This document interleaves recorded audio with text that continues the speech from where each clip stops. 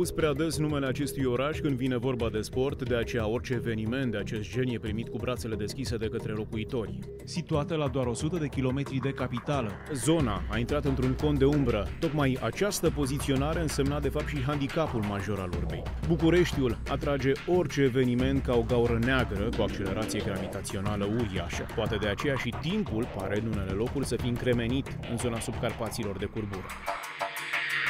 De fapt, și știam despre acest loc înainte de această vară?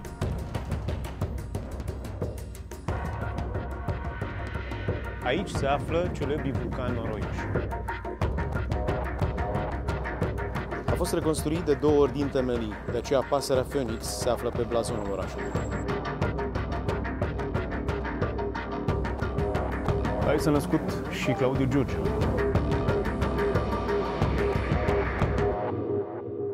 A fost aproape o revelație.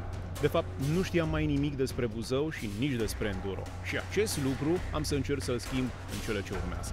La mijlocul lunii iulie, Buzău a fost centrul lumii pentru iubitorii motociclismului. Pentru prima dată în istoria de 20 de ani a campionatului mondial de enduro, țara noastră a primit încrederea necesară organizării unei etape mondiale. Și pentru fanii acestui sport a fost ca și când Crăciunul a venit mai devreme. Cei mai tari dintre cei mai tari și-au aliniat standurile în piața centrală din Buzău. Nu e cea mai bună asociere, dar e ca și când Messi, Ronaldo, Rooney și ceilalți fotbaliști de top s-ar fi întâlnit la un mondial pe stadionul din Crâng. Există doar 8 etape mondiale, iar România a intrat în acest fel într-un cerc extrem de select. Aș putea să zic că România este paradisul enduro din Europa. Nu e nicio țară care să fie atât de bine văzută din punct de vedere al acestui sport cum e România, pentru că avem avantajul că avem o țară foarte frumoasă și locurile sunt deosebite. Și toată această caravană a venit cu întregul său spectacol. Vedetele, motocicletele împărțite în 3 clase, zgomotul caracteristic, un magazin ambulant în care iubitorii puteau găsi de la cele mai frumos colorate căști până la cele mai colorate echipamente, un must-have în această lume și, bineînțeles, cele mai drăguțe domnișoare. Între multiplii campioni mondiali și-a găsit locul în mod natural și Mani Gieneș, câștigătorul din 2011 la Dakar la clasa maraton, omul cu 4 titluri enduro ale României. Întâlnirea cu acesta a fost una surprinzătoare. În ciuda trofeelor, Mani pare mai degrabă plăpând, extrem de simplu și aproape timid. Și toată această agitație a culminat cu startul din prima zi. După 2 zile premergătoare cu instalare și recunoaștere, marele moment a sosit. 3 clase de motociclete departajate de capacitatea cilindrică au explodat în cursă spre deliciul buzoienilor. Sistemul de concurs ar putea fi asemănat foarte bine cu o etapă de raliu până la un punct însă. Există probele speciale și etapele de legătură, iar totul se face pe ceas la minut. Lungimea traseului variază între 40 și 60 de kilometri și este parcursă de 3 sau 4 ori în 2 zile consecutive. Poate lucrul cel mai important însă este faptul că acest traseu îmbină 3 testuri: Extreme, Cross și Enduro. Prima zi am dedicat-o testului Enduro. Proba s-a desfășurat la câțiva kilometri de Buzău, în Sărata Monteoru. Și astfel, pentru câteva ore, stațiunea parcă și-ar fi recăpătat strălucirea din perioada interbelică. Pentru rideri a fost de asemenea un moment bun, încântați de traseul de pădure și mai ales de răcoare, încorsetați de echipamentul sintetic. I started with motocross when I was young. I think that's really good to find the speed and to learn the bikes. The enduro test is normally in the forest. Typical enduro test, like difficult and can be muddy and can be difficult up and down hills, and mainly in the forest. The extreme, they call extreme, it's been in the sport like few years now, and that can be natural extreme, some very difficult, not that long but difficult test. It can be man-made, like with the logs and all kind of holes and tires and woods and all that stuff. It's a big sport, and it's a nice motorcycle sport where you have to be good at kind of everything. You need to do jumps like on big motocross tracks, also going up for really difficult uphills like the trial bikes are doing. and also some really high-speed sections like gravel roads and in the forest. And yeah, you need to be good on quite everything. So that's a good thing with this sport. Deși se afla între multipli campioni, Mani Ghieneș nu a arătat niciun complex. Experiența Dakarului îl plasa între favoriți. Este total diferit ce e la Dakar și ce este aici, dar nu prea pot să fac o comparație, doar o comparație la căldură. Ce a fost azi și ieri aici a fost foarte cald în Buzău, chiar în weekendul acesta. Așa este și în deșert, numai că acolo mergi cu viteză mult mai mare și te recorești parcă mai bine. Dar dacă facem o comparație între enduro ce este la noi în țară, în campionatul național, și enduro acesta ce e în campionatul mondial, acolo sunt diferențe foarte mari. La noi este un traseu, în campionatul național este un traseu foarte greu, mult mai hard, decât aici timpii de traseu mult mai strânși. Este cu totul diferit. Și aici piloții, de fapt, locul 1, 2, 3, clasamentul se decide doar pe testele speciale, iar la noi în campionat este când se decide și prin etapele de legătură, este când unii mai întârzie, se acumulează penalizări. Penalizări încasate la orice întârziere în checkpoint și fracțiuni de secundă furate pe parcurs cu ajutorul experienței. Participanții nu au avut voie să parcurgă traseul cu motocicletă înainte de concurs. Cu o zi înainte doar au putut să facă un tur de recunoaștere pe propriile picioare însă. Din punctul de vedere al dificultății, organizatorii nu au avut niciun fel de mină față de simbiotul rider-motor. În aceste condiții, fiecare a încercat cea mai bună setare, mai ales la suspensie. Every rider has different settings, you know, and even the rider changes the settings during the day. So, you know, there is nothing special, you know, just every rider have different style to ride, and that's why it's different bike setting. De fapt, cel mai important este suspensia la o motocicletă de enduro. Și asta a fost și problema la mine. Motocicleta mea este mai mult reglată pentru hard enduro, unde nu sunt viteze așa mari ca și aici, numai obstacole mult mai mari și de aia am suspensia mult mai moale.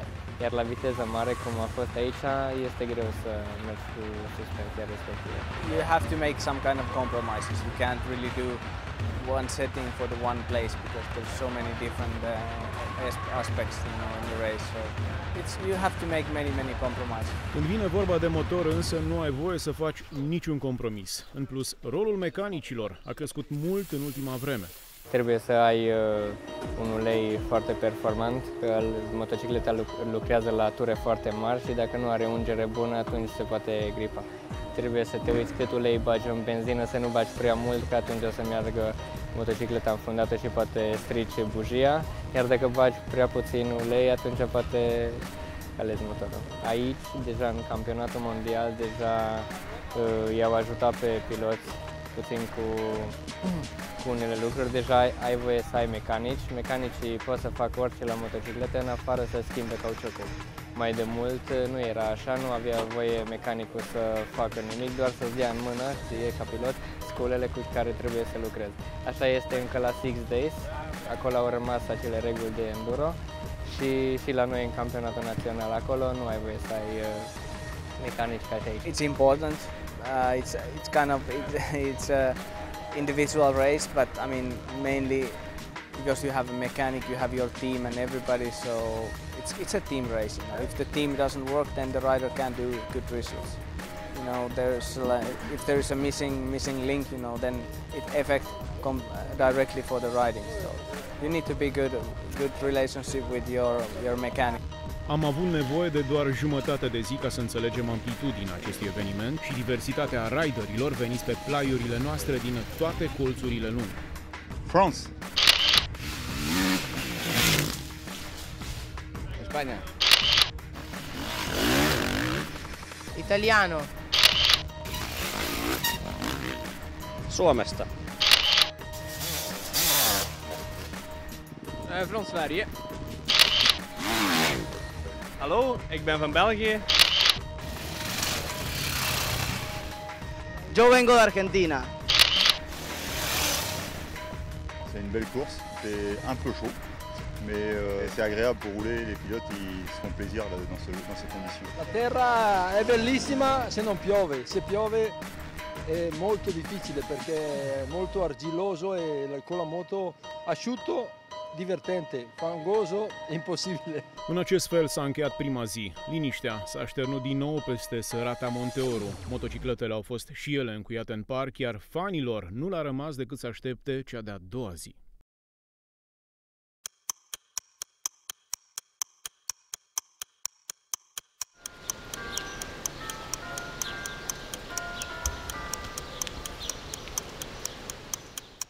A doua dimineață a început de asemenea cu o liniște apăsătoare. Presiunea concursului, matematica punctelor și dificultatea traseului a mai tăiat din bucuria participanților. Cred că așa e normal să ai emoții, dar după ce am pornit motocicleta și m-am pus pe ea, uit de tot și chiar nu mai am nicio problemă. Asta doar până pornesc. Yes, a little bit, you know, that's natural.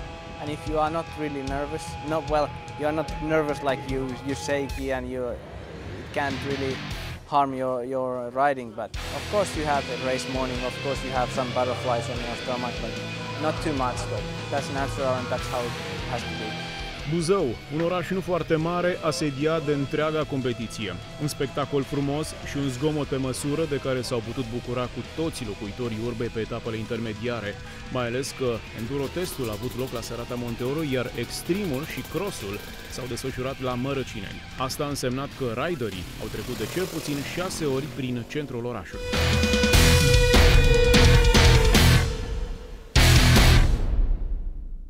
La Mărăcineni ne-am fixat și noi punctul de lucru în cea de-a doua zi a competiției. Un podiș neregulat, cu un teren arid, prăfuit, fără niciun pic de umbră, parcă în adins ales în felul acesta pentru a mai adânci calvarul riderilor. Și nu numai a lor.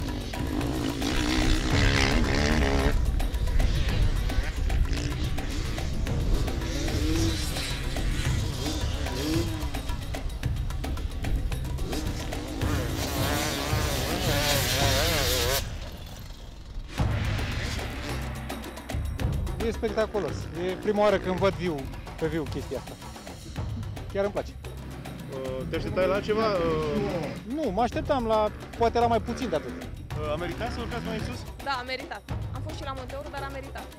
Căldura nu vă oblic? Nu e nicio problemă. Ne descurcăm.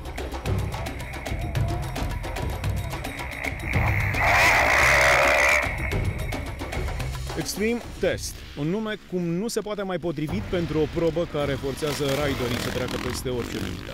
Condiția fizică nu mai înseamnă mare lucru când riderul este zdruncinat peste bușteni, cu fiecare vertebră încercând să-și facă loc printre celelalte la fiecare trecere peste obstacole.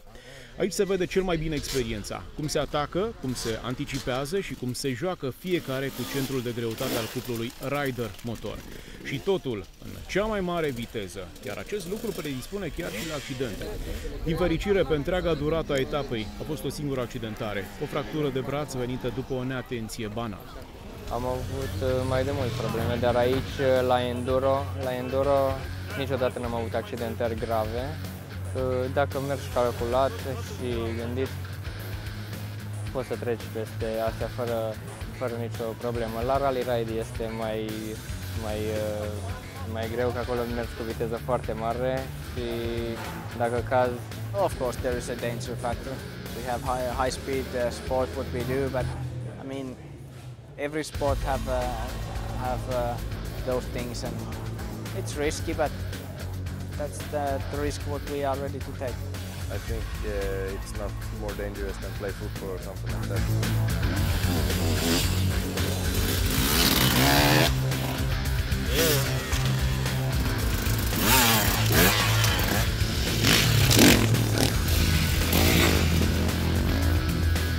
E costisitor orice sport cu motor, dar aici la enduro este mult mai... Și aici sunt costuri mari, dar nu chiar așa de mari cum ar fi la rally ride, gen Dakar sau acolo sunt costurile mult mai mari. It's expensive, you know. We race all kind of places all over the world, and I mean, each team have more or less 4 or 5 riders. So mechanics, all the organization, yeah, it's pretty expensive. Yes, but I mean, we race because the factories want and they sell the bikes.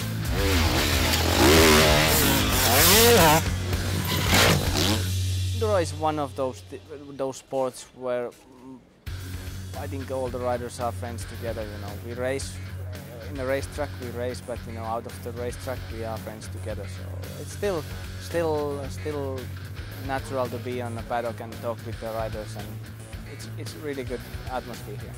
Oamenii ăștia știu să respecte pădurea. Nu există o educație care se face din generație în generație. Nu există un om care să arunce o cutie de suc în pădure sau să lase un pachet de țigări. Pentru mine, ca și român, și chiar aici a fost organizat un concurs, a fost ceva nemaipomenit ca să aud peste tot unde mergeam, hai mane, și toată lumea a strigat și mă încuraja. Acesta este un lucru important pentru pilot, te ajută foarte mult psihic și cred că la toată lumea îi place să concureze la el în țară. La finalul celei de-a doua zile, Salminen, Lundgren, Cervantes, Guerrero, Seistola și ceilalți campioni au avut în mod mai aparte de a elibera.